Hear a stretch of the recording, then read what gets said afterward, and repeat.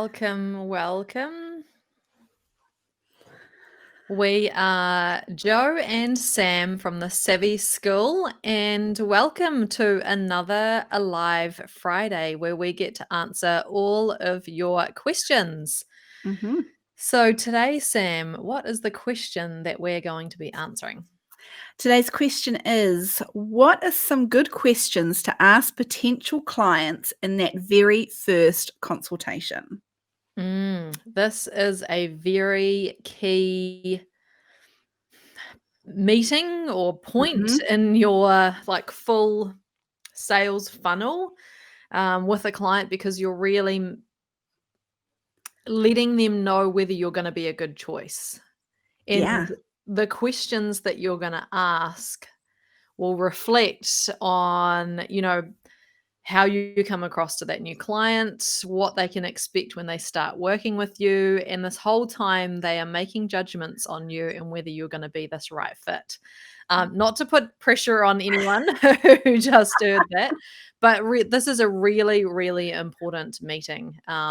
People call them a discovery call or a consultation or sales call, something like that. On the other side of it, the clients might be calling this an interview. And as virtual assistants, this really is your sales call. So, Yeah, and first impressions matter mhm, big time. I think we've talked about it before, haven't we? In terms of people judge you, and they judge you mm, really, really quickly. So you need to be putting the best version of yourself out there in front of this potential client. So this isn't about pretending to be somebody that you're not. It's being you, really you, but it's that kind of first date version of yourself, isn't it? That's a good way to put it. Yes, it definitely is. So, some of the questions that I usually ask in this type of sales call is really asking some questions that really pull out some of the pain points and really gets that person to feel the struggle, the Mhm. pain, the situation that they're in now, so that they can really emotionally feel how bad it is. So, Yeah. some of the things that I ask are things like, what keeps you up at night? That's a good This one. will this will then have them start to talk about some of the things that are just, that nagging feeling in the back of your mind that you can just never get to something, but it's always there. You wanna bring those types of things out, because the more you can, help them sleep well at night, the more you Yeah. can take off those things that really nag at them, take those things off their plate, the better. How about you, Sam? What's a Yeah, question that you would ask? my first one is always around that exact same thing. It's, what don't they have time for? Mhm. What's been on their to-do list for weeks, months, or even years that is just gonna make them feel so relieved for someone else to take off their plate? Mm. Yeah, absolutely. And one of the things that I like to say is, I've had a look at your website and I love this about your business, or I can see that you're doing this, this, and this, so that you really show that you've done your research and you really have put the effort in, because that comes Mhm. across really well. So then you could lead with that, but then also say, so tell me some more about your business, or what are your business goals for this year, or what are you wanting to achieve in your business? Those types of things. So then you can start to ask them some things that have them imagining that aspirational journey that they might take, or where they want their business to be. And they can then feel that emotion of what it's like to be in that state Yeah. where, Yeah. everything is tidy, they've achieved their goals. So you're sort of leading them from here's all the pain.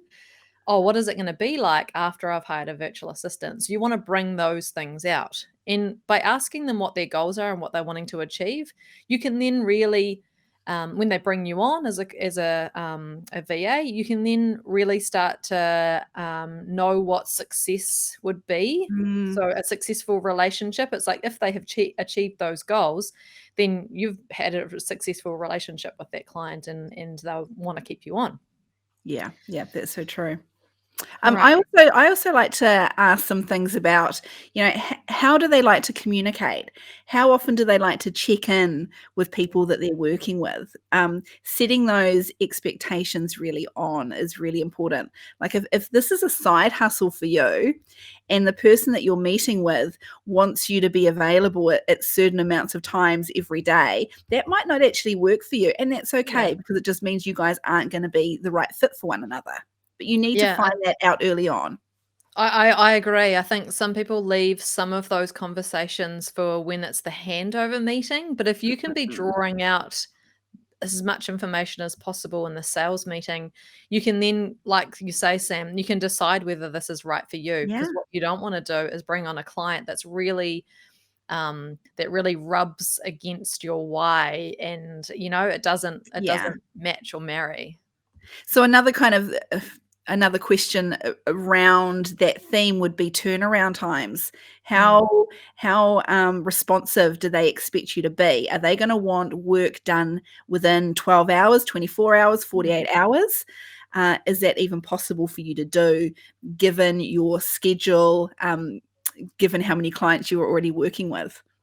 Yeah, absolutely. Going through, yeah, what are your expectations of a virtual assistant? And sometimes I like to ask, like, have you had a virtual assistant previously? Or, Mhm. what's worked really well in the past when you've had team members working for you and supporting you? What hasn't gone well? Like, what are some of you're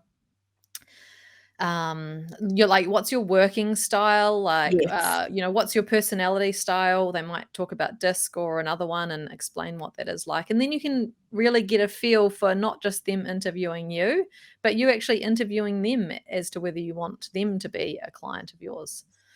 And something else I'll add here too is that you absolutely, this is a great question, because having a list of questions ready to go is going to set up the meeting really well in terms of them talking for at least 75% of the time Mhm. and you only talking for 25% of the time. Because people buy when they feel understood, Yes. not when they understand you. Yeah. So Yeah. they need to be doing a whole bunch of talking.